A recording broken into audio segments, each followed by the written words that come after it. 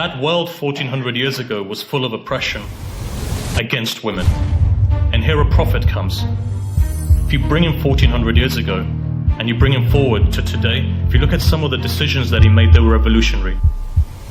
In a period of time where they were selling women, what does he do? He empowers women. If Islam is here today, and this isn't just rhetoric, it's because of 3 women. Islam has survived today. If I'm here, it's because of 3 women. And all 3 of these women are from the family of the Prophet. The first one was his wife.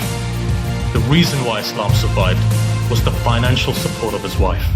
And that tells you today, in the 21st century, women are not allowed to work. Go back to the teachings of the Prophet and see. His wife was one of the greatest business individuals. I wouldn't say businesswomen, she was probably the only woman on the market. But she was the greatest. In our terms, she was a billionaire. She was a successful woman at the age of 35. And that's something that the Prophet knew, and that's the person he married. 25 years he stayed with one woman in an Arab society which saw a deficiency for a man not to marry 2 times. 25 years until he was 51 after his wife passed away, then he married again. One woman, second woman, his daughter. His daughter starts the very first social system that this world has ever seen. Yes, arguably we could say in the time of the Greeks, but that was a system based upon charity.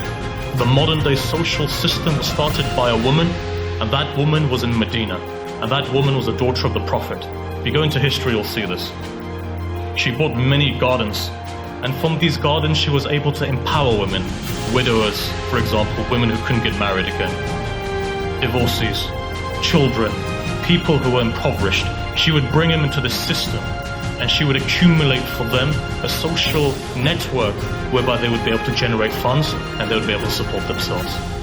Third lady, go into history and now see. The savior of Islam today. If the name Islam exists today, it's because of one woman. And that woman is the granddaughter of the Prophet Muhammad. When his grandson was slaughtered on the plains of Karbala, standing up against a tyrant, history is there. Muslims killed the grandson of their Prophet, slaughtered him on the plains of Karbala as he stood there for justice. His sister stood up, and his sister made sure that the whole world knew who Hussein was. Today, if you find 1.5 billion Muslims, it's because of her.